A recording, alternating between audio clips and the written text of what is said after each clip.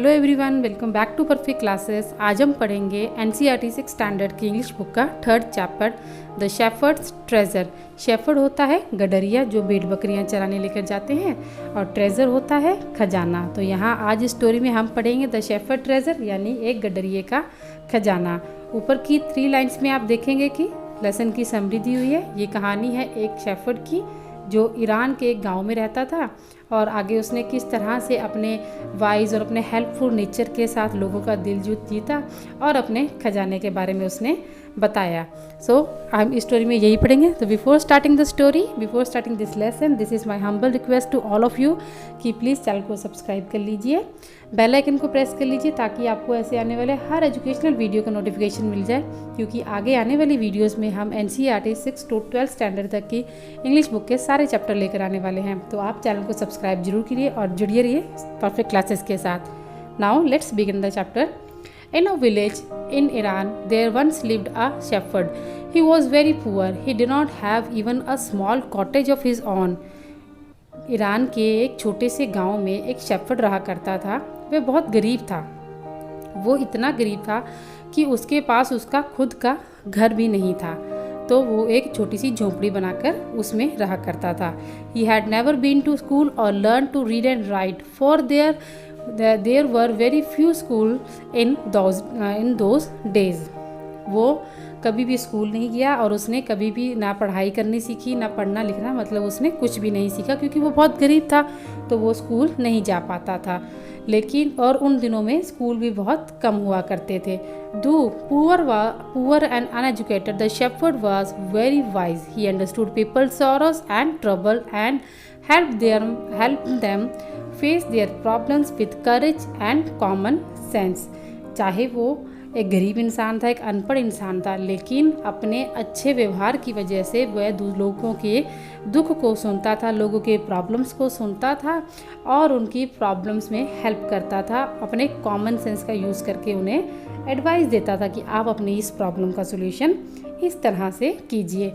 Many people came to him for advice. Soon he became famous for his wisdom and friendly nature.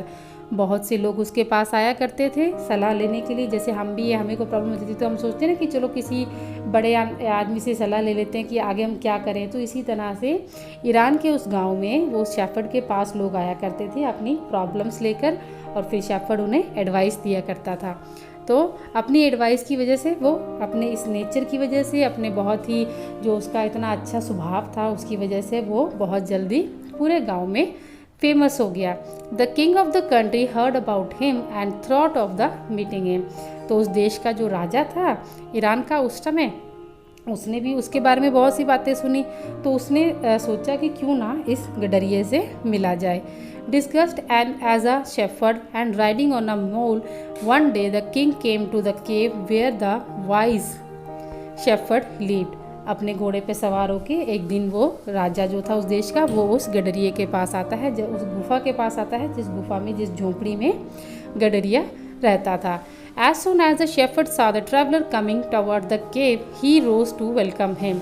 जैसे ही गडरी ने देखा कि कोई यात्री जो है, कोई अपने घोड़े के ऊपर सवार होकर उसकी गुफा की तरफ आ रहा है, तो वो फटाफट से बाहर खड़ा हो गया उसका वेलकम करने के लिए, उसका स्वागत करने के लिए कि कोई मेरे गुफा में आ रहा है, कोई मेरे घर में आ रहा है। He took the tired traveler inside the cave, gave him water and to drink and a share of his own meal. फिर वो क्या करता है, जो यात्री होता है वो उसे यात्री समझता है, उसे नहीं पता होता ना कि वो राजा है। तो वो अपने यात्री को, अपने मुसाफिर को अपने घर के अंदर, गुफा के अंदर लेकर जाता है, उसे पानी देता है, उसका वेलकम करता है और उसे अपना जो खाना होता है वो भी उसके साथ शेयर करता है। The king rested for the night in the cave and was greatly impressed by the shepherd hospitality and with wise conversation.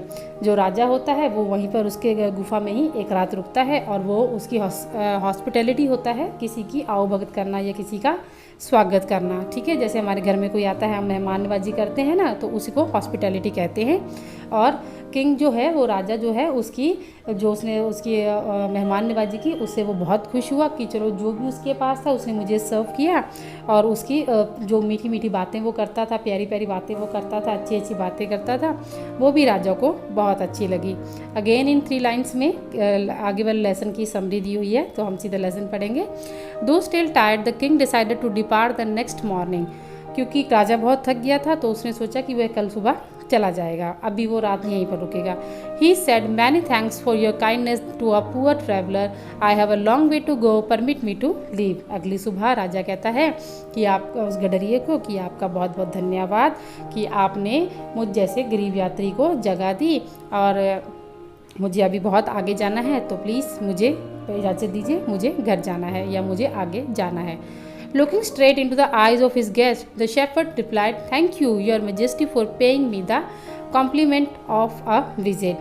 और फिर वो गडरिया क्या करता है, वो उस राजा की आंखों में देखता है, क्योंकि उसे नहीं पता होता है कि वो राजा है, वो उसे एक मुसाफिर ही समझ रहा होता है। और वो उसे कहता है कि थैंक यू, आप हमारे घर आए या मेरे घर आए या आप मेरी गुफा में रुके और मुझे आपकी सेवा करने का मौका मिला। The king was astonished as well as pleased. जो राजा था वो बहुत हैरान हो गया और साथ साथ में उसे खुशी भी हो रही थी। He is indeed very wise, he thought to himself. वो अपने आप से बातें कर रहा था, अपने मन में सोच रहा था कि यह बहुत ही अच्छा इंसान है। I need people like to him work for me. मुझे ऐसे इंसान की ज़रूरत है जो मेरे लिए काम करे। इस तरह की ईमानदार और अच्छे इंसान की मुझे ज़रूरत है।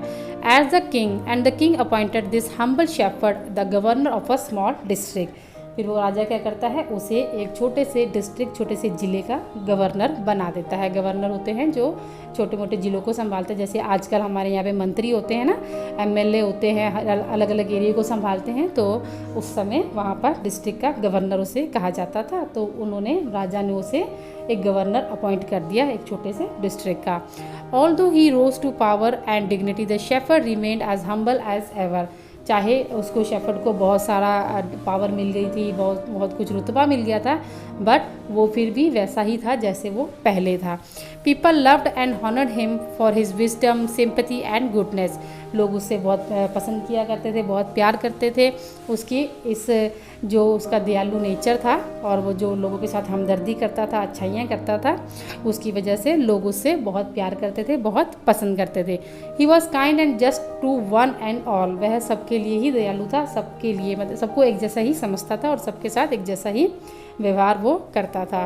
His fame as a fair and wise governor soon spread throughout the country. उसका जो वो जिस तरह से वो लोगों के बीच फेमस हो रहा था, तो उसका ये जो व्यवहार था वो पूरे देश में फैलता चला गया कि ये गवर्नर है छोटे से ज़िले का, और वो बहुत अच्छा है और वो लोगों के साथ बहुत हेल्प करता है, लोगों के साथ बहुत सिंपैथी करता है, हमदर्दी करता है। तो उसका ये जो स्वभाव है तो वो बहुत जल्दी फेमस हो गया, यानी पूरे कंट्री में पता लग गया कि उसकी वो जो प्रशंसा थी, जिसे आप कह सकते हैं प्रशंसा जो है वो सारे देश में फैल गई। Now the governors of the other provinces grew trebly jealous of him and began to talk to the king against him. They said he is very dishonest and keeps for himself part of money that he collects as a tax from the people. Why did he always carry with him? They added an iron chest. अब जो shepherd था वो बहुत मशहूर हो रहा था as a governor, तो जो आसपास के छोटे छोटे ज़िलों के जो दूसरे गवर्नर थे ना, तो वो उससे जेलस होने लगे, यानी उससे जलने लगे, ईर्ष्या करने लगे, और वो जाकर राजा के सामने झूठ मूठ ही उसकी बुराइयां करते थे। वो कहते थे कि ना वो जो शेफर्ड जो आप जिसे आपने उसका डिस्ट्रिक्ट का गवर्नर बनाया है, वो क्या करता है, लोगों से जो टैक्स लेके आते हैं उसके आधे पैसे खुद के पास रख लेता है, और उसके पास एक यहाँ पे आयरन चेस्ट की बात हो रही है, आप इसे एक बैग टाइप का बोल सकते हैं, एक झोला टाइप का बोल सकते हैं, कि वो हमेशा अपने साथ एक बैग रखता था। तो वो राजा जो गवर्नर थे दूसरे, वो राजा को जाके शिकायत करते थे कि वो अपने उस बैग के अंदर जरूर कोई सोना चांदी छुपा के रखता है। Perhaps he carried in it the treasure that he had secretly collected. ज़रूर शायद उसने उस बैग के अंदर खजाना छुपा रखा है जो कि वो लोगों से सीक्रेटली तौर पे इकट्ठा करता है। After all, they said mockingly, he was an ordinary shepherd and could behave no better.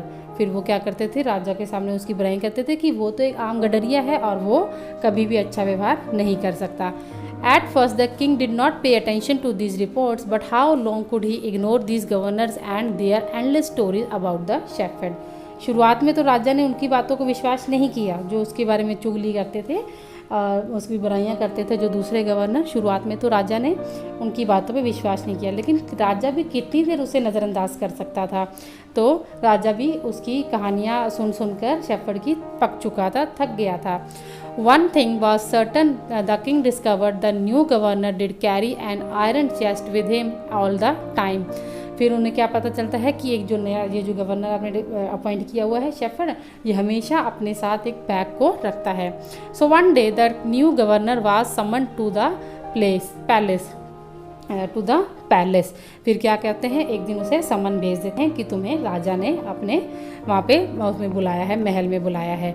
He came riding on his camel and to everyone's delight the famous iron chest was there fastened securely behind him on the camel's back. फिर वो राजा क्या, वो जो governor shepherd होता है, वो अपने camel के ऊपर बैठ कर आता है और सबकी नज़रें होती हैं कि उसने ज़रूर कैमल की बैक के ऊपर वो आयरन चेस्ट रखा होगा, वो बैग रखा होगा। Now the king was angry, he thunder, why do you always carry that iron chest with you, what does it contain. तो राजा को बड़ा गुस्सा आ रहा होता है कि जरूर फिर इसके पास वो बैग है। तो राजा कहता है, क्या तुम हमेशा अपने साथ ये बैग रखते हो, क्या है इस बैग के अंदर, क्या है इस आयरन चेस्ट के अंदर, इसके अंदर तुमने क्या रख रखा है। The governor smiled, he asked his servant to bring in the chest. फिर वो जो शेफर्ड गवर्नर होता है वो स्माइल करता है और अपने सर्वेंट को बोलता है कि जाओ वो मेरा कैमल के ऊपर जो मेरा बैग पड़ा है उसे ले आओ। How eagerly the people standing around waited for the shepherd's to be round out. और लोग जो हैं वो शेफर्ड के साथ आसपास राउंड फटाफट से खड़े हो गए कि चलो देखते हैं कि क्या निकलेगा इस बैग के अंदर। But how great was the astonishment and even of the king himself when the chest was opened। मतलब जैसे ही वो थैले को राजा, वो जो बैग होता है उसको राजा खोलता है तो सबके सब हैरान है, तो सब हैरानी की तरह उसे देखने लग जाते हैं कि अब इसमें क्या निकले। इवन राजा भी वह वो बहुत ही हैरान हो जाता है। नो गोल्ड और सिल्वर और jewels but an old blanket was all that came out. उसमें जो उसका वो झूला होता है, उसका वो बैग होता है, ना तो उसमें गोल्ड निकलता है, ना सोना, ना चांदी, ना कोई ज्वेलरी निकलती है, उसमें से एक पुराना कंबल निकलता है। Holding it up proudly the shepherd said, this is my dear master, is my only treasure. राजा, वो जो शेफर्ड गवर्नर होता है, वो क्या करता है, उस कंबल को दिखाता है और पकड़ाता है, कहता है महाराज यही मेरा खजाना है, ये मेरा पुराना दोस्त है और यही मेरा खजाना है जिसे मैं हमेशा अपने साथ रखता हूँ। But why do you carry such an ordinary blanket with you, surely you are the governor of a district. राजा उसे द किंग आस्क्ड, राजा उसे कहता है कि तुम ये क्या एक आम सा कंबल जो है हमेशा अपने पास रखते हो, तुम एक डिस्ट्रिक्ट के गवर्नर हो। तो राजा उससे पूछता है, to which the shepherd replied with the quiet dignity, this blanket is my oldest friend and I will still protect me and it will still protect me if at any time your majesty should wish to take away my new clocks। फिर वो shepherd governor क्या कहता है कि महाराज अगर आपने मुझे मेरे ओहदे से कभी उतार दिया तो मेरे पास यही मेरा एक दोस्त है जो मुझे हमेशा साथ देगा। अगर आपने मेरे ये गवर्नर वाले पहने हुए कपड़े कभी उतार लिए तो यही मेरा कंबल मेरे कपड़े बनता है, तो ये मेरा सबसे अच्छा दोस्त है, तो मैं इसे कैसे छोड़ सकता हूँ। How pleased the king was and how embarrassed the jealous governor became to hear the wise man's reply. फिर क्या होता है, राजा तो बहुत खुश होता है और वो जो दूसरे गवर्नर्स हैं जो उसके जेलस होकर राजा को उसके बारे में बुरी बातें बोलते थे, उनको बड़ी ही शर्मिंदगी महसूस होती है। एम्बेरेस्ड का मतलब होता है शर्मिंदा होना, तो वो बहुत ही शर्मिंदा महसूस करते हैं, शर्मिंदगी उन्हें महसूस होती है जब वो उस शेफर्ड का या उस अच्छे इंसान की बातें को सुनते हैं। Now they knew that the shepherd was indeed the humblest and the wisest man and in the land. फिर उन्हें रियलाइज़ हो जाता है और वो जान जाते हैं कि शेफर्ड जो है उस धरती पर सबसे ही दयालु और सबसे ही अच्छा इंसान है। The king made him the governor of a much bigger district that very day. फिर वो राजा क्या करता है, उसी दिन उसे एक बहुत बड़े डिस्ट्रिक्ट का राजा और गवर्नर बना देता है।